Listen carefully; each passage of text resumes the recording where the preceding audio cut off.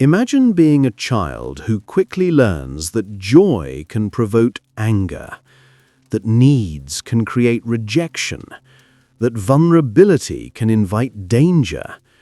Such a child discovers an unspoken rule.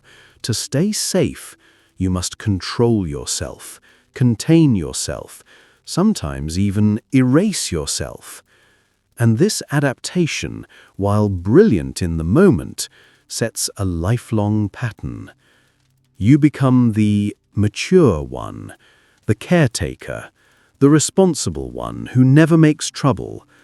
But behind that mask lies a childhood paused, an inner child still waiting for permission to exist. Carl Jung once said that what we repress comes back in disguise. Growing up too fast is precisely that, a repression of natural development. You trade your playfulness for vigilance, your spontaneity for predictability, your needs for the illusion of control.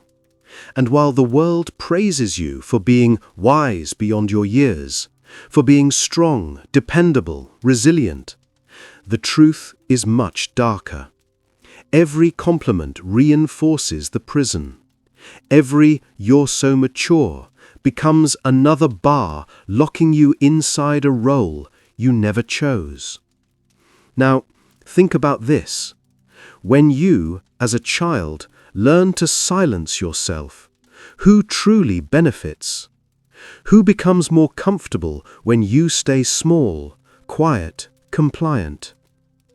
Often it is the adults, parents, caregivers, teachers, who are spared from facing their own chaos because you learned to manage it for them.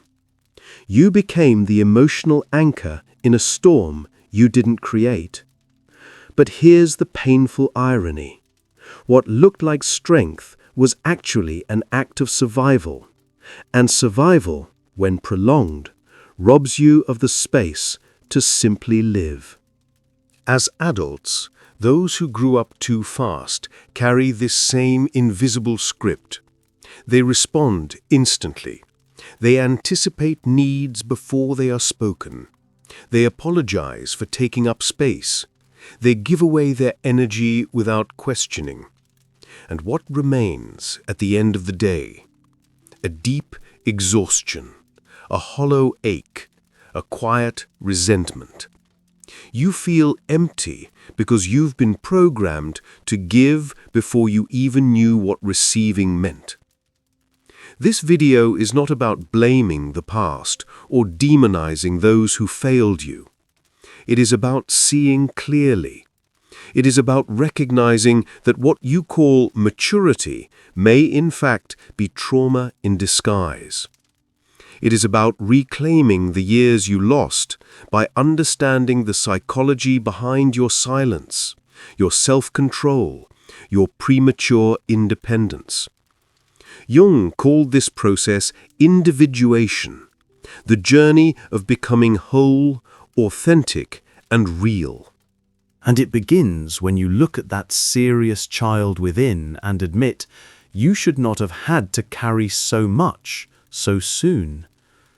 So I ask you now, looking directly into your eyes, how much of your adulthood is still being controlled by the child who had to grow up too fast? How many of your reactions, your people-pleasing, your perfectionism, your fear of letting others down, are not choices, but echoes of survival strategies? Maybe it's time to step back, to stop explaining yourself, to stop trying to be endlessly dependable. Maybe it's time to let the world face its own storms instead of making them yours. Because only then does the process of true healing begin. From the moment we are young, society rewards precocious maturity. You're so responsible. You never cause trouble. You take care of everyone. But rarely does anyone stop to ask, at what cost? That constant availability, that ability to predict emotions before they erupt, is not a gift. It is a wound disguised as virtue. And until you see it for what it is, you will keep replaying the same pattern, giving, fixing, holding, while your own needs remain unseen, unheard, unmet. Jung spoke often of the persona, the mask we wear to fit into the expectations of others. For those who grew up too fast, the persona becomes an identity, the perfect child, the strong sibling, the reliable friend. And while the mask once protected you, it now suffocates you. Because every time you say, "I'm fine," when you are breaking inside, every time you suppress anger, fear, or longing to keep the peace, you abandon the very self you are meant to become. To be always mature is not a virtue, it is a cage. And the first step toward freedom is recognizing that you are allowed to take the mask off. You are allowed to be tired. You are allowed to need. You are allowed to be messy, imperfect, even childlike. The maturity that was forced upon you does not define you. It was never you. It was a survival strategy born from trauma. And now you have a chance to live differently. So pause and ask yourself, who truly deserves your energy? Who deserves the careful, watchful attention you learned to give as a child? More importantly, who deserves the innocence you denied yourself? Because until you reclaim that inner child, you will keep mistaking exhaustion for responsibility, trauma for strength, survival for love. And here is where the work begins. Not in blaming, but in seeing. Not in condemning, but in reclaiming. Jung believed that everything repressed eventually demands to be integrated. The child you silenced will not disappear. They are still inside you, waiting. And if you do not choose to face them, they will appear in your exhaustion, your relationships, your fears, your endless availability. But when you dare to meet that child again, when you dare to give them the play, the rest, the innocence they never had, something shifts. The game changes. And for the first time, you stop living as a shadow of survival and begin living as a whole human being. Carl Jung did not see childhood as a simple prelude to adulthood.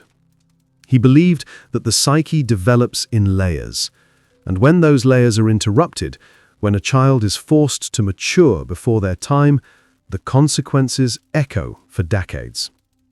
To him, the mind was an energy system, and every adaptation of the child, every suppression of play, every premature responsibility consumed vital energy. The real question is, are you directing that energy now, or is your childhood still directing it for you? Think about this. Every time a child learns to anticipate a parent's mood to avoid conflict, they are spending psychic energy. Every time they hold back tears because crying will make things worse, more energy is consumed. Every time they stay silent when they want to scream, laugh, or ask for help, another piece of energy is lost. These children don't just grow up quickly. They burn through their inner reserves in order to keep others comfortable. And as adults, they carry that exhaustion like an invisible second skin. But what does this look like today? It looks like saying yes to things you don't want to do. It looks like answering messages immediately, even when your body begs for rest. It looks like staying in relationships where you feel more like a caretaker than a partner. It looks like carrying burdens that aren't yours because somewhere inside, a small child is still whispering, "If I don't hold everything together, no one will." Jung warned us, what you resist persists. The more you fight to avoid conflict by overmanaging others, the more conflict you secretly attract. The more you try to be the perfect one, the reliable one, the endlessly mature one, the more you collapse inside. And when you collapse, when exhaustion overtakes you, you become vulnerable. Not because you are weak, but because your energy has been misdirected. And predators, emotional, manipulative, opportunistic people, sense this immediately. They notice that you are always available, that you answer every call, that you sacrifice your peace to maintain harmony. They notice that you react quickly, that you defend yourself, that you apologize before anyone accuses you. And they take advantage of this, because they know something you don't. Your inner child is still running the show. You are not acting freely. You are reacting from survival. Jung believed that a healthy psyche knows how to contain its energy, how to keep it within the system instead of scattering it everywhere. For those who grew up too fast, this is the missing skill. You never learned how to say no without guilt. You never learned how to remain silent without feeling cowardly. You never learned how to let things unfold without rushing to fix them. Because your entire childhood trained you to manage chaos that wasn't yours. Now ask yourself, how many nights have you lost sleep replaying a conversation, trying to figure out what you should have said? How many hours have you spent ruminating over someone's coldness, their silence, their criticism? This is your psychic energy being drained again and again. You are feeding ghosts that should have died years ago. You are keeping alive the old dynamic of proving yourself, pleasing others, managing emotions that were never yours to manage. Jung compared psychic energy to a force field. When protected, it creates presence. You walk into a room and others sense your depth without a word. But when scattered, you become invisible. People stop seeing you, not because you lack worth, but because your energy is leaking through 1,000 unhealed wounds. And in a world that rarely shows mercy, the one who is constantly depleted becomes easy prey. So start paying attention.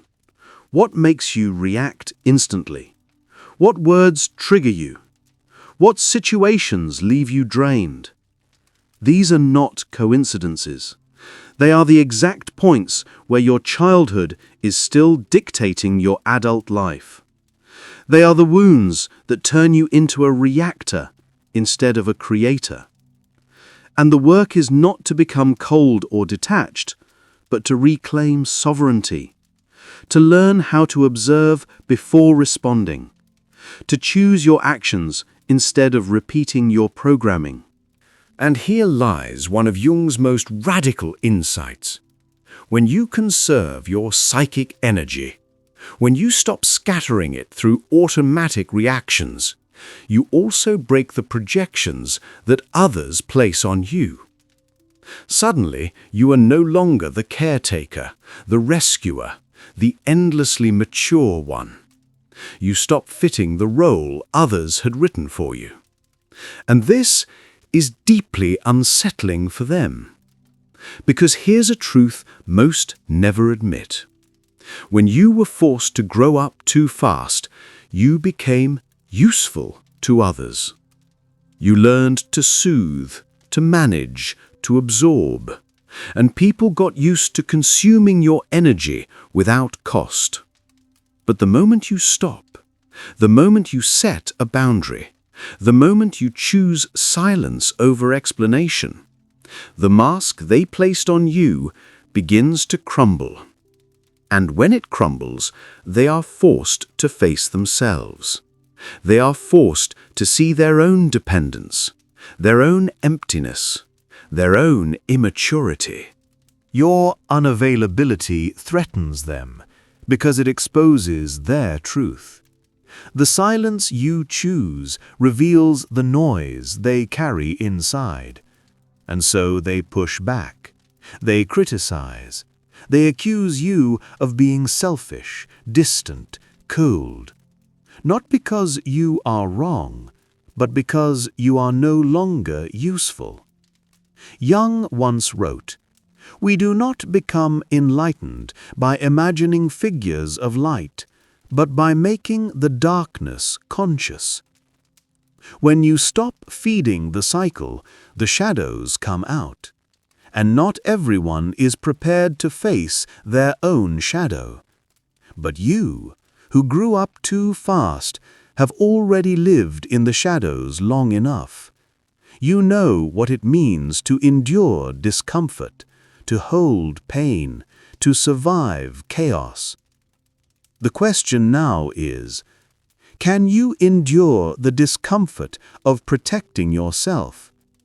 Can you sit in the silence where guilt tries to claw at you, where others misunderstand you, where you feel the sting of being called selfish for finally choosing your own life? Because it is in that silence, in that withdrawal, in that brave act of saying no more, that true power begins to emerge. The power not of a child pretending to be an adult, but of an adult reclaiming the child within. One of Jung's most powerful concepts was projection, the unconscious tendency to see in others what we cannot bear to see in ourselves. But projection isn't just about people putting their hidden traits onto you. It also means you can become a screen, a blank canvas for the stories others need to play out. And if you were a child who grew up too fast, this is often the role you were trained to fill. Think about it. When your parent was overwhelmed, you became the strong one. When your sibling struggled, you became the responsible one. When the house felt unstable, you became the mature one. These weren't choices. They were projections placed upon you. Roles handed to you before you could even define yourself. And because you wanted to survive, because you wanted love, because you wanted peace, you accepted the role. But here is the tragedy. Those roles didn't end with childhood. They followed you into adulthood. Now, without realizing it, you keep saying yes. You keep rescuing. You keep playing the same part. People don't relate to you. They relate to the idea of you, the role you unconsciously agreed to keep alive. That friend who only calls in crisis. That partner who leans on you to stabilize their chaos. That colleague who uses your maturity as an excuse not to grow. This is not coincidence. It is repetition, the silent echo of a childhood dynamic. And why do you allow it? Because, deep down, you are afraid. Afraid of rejection, afraid of disappointment, afraid of abandonment. Not abstract fears, echoes of the child you once were. The child who learned, if I don't hold everything together, love disappears. safety vanishes. So, as an adult, you react the same way. Not out of freedom, but out of programming. This is why manipulation doesn't always look like force. The most powerful manipulation happens in silence. It's the guilt when you set a boundary, the shame when you say no, the panic when you pull away, afraid of being forgotten. The manipulator doesn't need to control you directly. They just need you to keep playing the role. But here's where it all shifts. When you stop reacting, when you stop rescuing, when you stop proving your worth through premature maturity, the game collapses, the mask falls, and suddenly, people don't know who you are anymore. Worse for them, they don't know who they are without you. That's why your withdrawal feels so unsettling. Your silence forces them to hear their own noise. Your boundaries force them to face their own lack of boundaries. Not everyone can handle that. So you may be attacked, criticized, accused of being cold. But it's not that you've changed for the worse. It's that they've lost their convenient projection. You were their anchor, their mirror, their escape from responsibility. And when you take that away, they are left only with themselves. Jung called this the confrontation with the shadow, the moment when the darkness we avoided in others finally stares back at us. But what about you? Are you ready to face the rupture, to be misunderstood, to be rejected, to endure the silence after the mask falls? Because this is where transformation begins. The child who grew up too fast is finally allowed to stop performing. But to reach freedom, you must let go of the roles that once defined you. And here's the paradox. Those roles once kept you safe. They gave you identity. They gave you recognition. They gave you conditional love. But now, they are the chains keeping you from being whole. And when you break them, people will panic. They'll say you've changed. They'll call you selfish. Not because you are wrong, but because you stopped living for their projections. Jung believed individuation requires this collapse, the breaking of masks, the crumbling of false identities, the uncomfortable silence where old roles dissolve. Because only in silence can you hear your true self. Only in emptiness can the silenced child finally speak. So the question is, are you willing? Willing to let the projections fall? Willing to be seen, not as the strong one, not as the caretaker, not as the mature one, but simply as yourself. Messy, imperfect, real. This is not an easy path. It will cost you relationships built on imbalance. It will cost you approval built on performance. It will cost you the illusion of control. But what it gives back is priceless.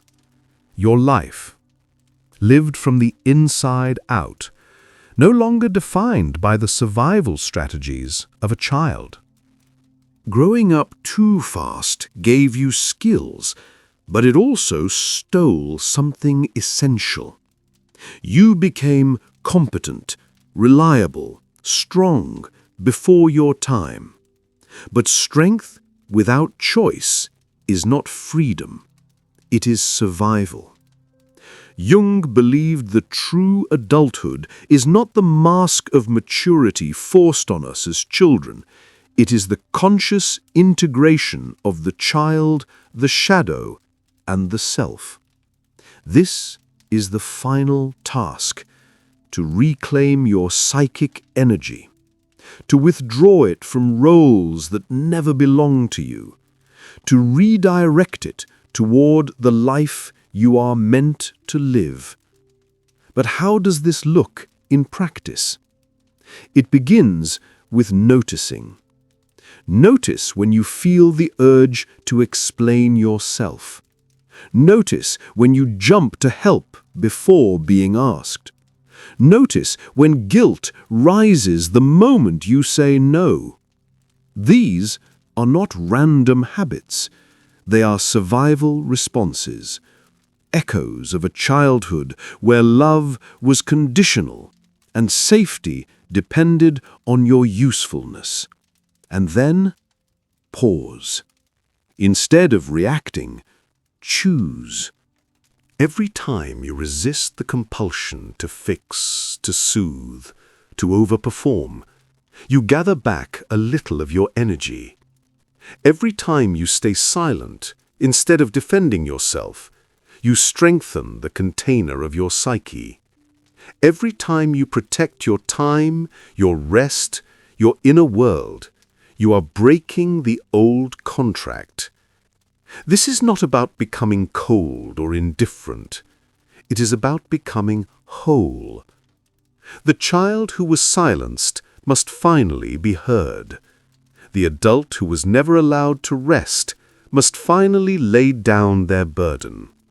And the self, your true self, beyond the roles, beyond the projections, must finally come forward.